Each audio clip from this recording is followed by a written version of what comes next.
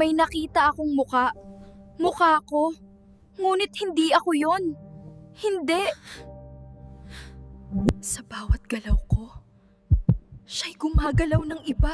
Bakit siya?